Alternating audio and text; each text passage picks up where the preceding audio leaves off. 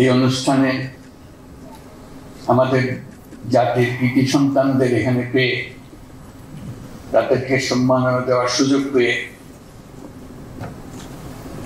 আমরা সবাই আনন্দে আপ্লুত। সবাই তাদের জন্য একটু জোরে হাততালি। সবাই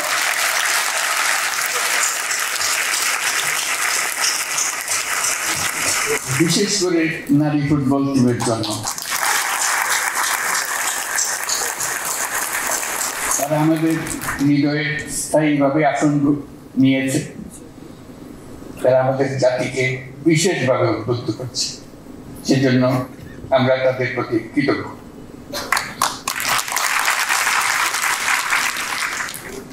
প্রিয় সুধীবৃন্দ, দেশের বরেণ্য ব্যক্তিত্ব যারা আজ 21 পদকে ভূষিত হয়েছেন, তাদেরকে দেশবাসীর পক্ষ থেকে অভিনন্দন জানাচ্ছি। আপনাদের অবদানের জন্য জাতি বিশেষভাবে কৃতজ্ঞ। আপনারা জাতির পথ প্রদর্শক। আপনাদের অবদানে উদ্বুদ্ধ হয়ে জাতি দৃঢ় বিশ্বাসে জাতিপুঞ্জের মজলিসে ক্রমাগতভাবে উন্নততর অবস্থানে নিজেকে প্রতিষ্ঠিত করবে। গত বছরের 5ই আগস্ট ছাত্র শ্রমিক জনতার অভ্যুত্থানের মধ্য দিয়ে আমরা পেয়েছি এক নতুন বাংলাদেশ। এই বিজয়ের মধ্য দিয়ে সুযোগ এসছে এই নতুন বাংলাদেশ নির্মাণের। আজ এই পদক প্রদান অনুষ্ঠানে আমি গভীর শ্রদ্ধা করে স্মরণ করছি দেশমাতৃর জন্য বিভিন্ন লড়াই সংগ্রাম, 52 ভাষা আন্দোলন, 71-এর মহান মুক্তিযুদ্ধ এবং 24-এর গণ অভ্যুত্থানে যে সকল সাহসী ছাত্র শ্রমিক জনতা প্রাণ বিসর্জন দিয়েছেন এবং আহত হয়েছেন তাদের সকলকে। দেশের পরিবর্তিত পরিস্থিতিতে এবারের অমর একুশে নতুন তাৎপর্য নিয়ে আমাদের সামনে উপস্থিত হয়েছে। আমরা জানি 21শে ফেব্রুয়ারি আমাদের আত্মপরিচয়ের অবিনাশী স্মারক।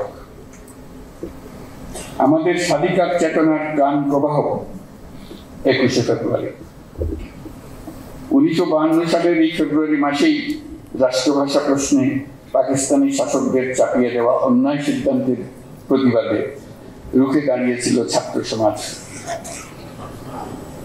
ঢাকার রাজপথে বুকে তাজা রক্ত ঢেলে বাংলা ভাষাকে রাষ্ট্রভাষা হিসেবে প্রতিষ্ঠিত করেছিল। এই ভাষা আন্দোলনের মধ্যে দিয়ে আমাদের স্বাধিকার চেতনার এক অবিশ্বাস্য জাগরণ সৃষ্টি হয়েছে। আমরা এখন অতীতের যে কোনো সময়ের চাইতে বেশি শক্তিশালী, উদ্যমী এবং সৃজনশীল। আমাদের তরুণ প্রজন্মের স্বপ্ন অতীতের যে কোনো প্রজন্মের স্বপ্নের চাইতে দুঃসাহসী। তারা যেমন নতুন বাংলাদেশ সৃষ্টি করতে চায়, তেমনি একই আত্মবিশ্বাসে নতুন পৃথিবীর সৃষ্টি করতে চায়।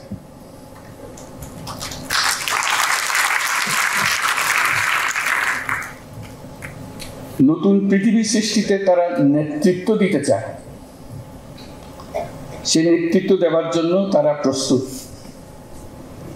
ছেলেরাও প্রস্তুত, মেয়েরাও প্রস্তুত। তারা ঘূর্ণে ধরা আত্মবিনাশী সভ্যতার বন্ধন মুক্ত হয়ে তাদের স্বপ্নের নতুন সভ্যতা গড়তে চায়। সেই সভ্যতার মূল লক্ষ্য থাকবে পৃথিবীর সকল সম্পদের উপর প্রতিটি মানুষের সমান অধিকার নিশ্চিত করা, প্রতিটি মানুষের স্বপ্ন দেখার এবং সেই স্বপ্ন বাস্তবায়নের সকল সুযোগ নিশ্চিত করা, মানুষের জীবনযাত্রাকে এমনভাবে গড়ে তোলা যাতে করে পৃথিবীর অস্তিত্ব কোনো রকমে বিঘ্নিত না হয় এবং পৃথিবীর উপর বসবাসরত সকল প্রাণীর সুস্বাস্থ্য নিয়ে বেঁচে থাকা কোনো রকমে বিঘ্নিত না হয়। আজ এই মহান শহীদ দিবস ও আন্তর্জাতিক মাতৃভাষা দিবস 2025 উদযাপনের স্মরণীয় দিনে আমরা জাতির এই স্বপ্নের আশু বাস্তবায়ন নিশ্চিত হোক এই কামনা করছি। দেশে যারা আজ জাতির পক্ষ থেকে স্বীকৃতি পেলেন কৃতজ্ঞতা জানাচ্ছি এবং তাদেরকে আবারও অভিনন্দন জানাচ্ছি।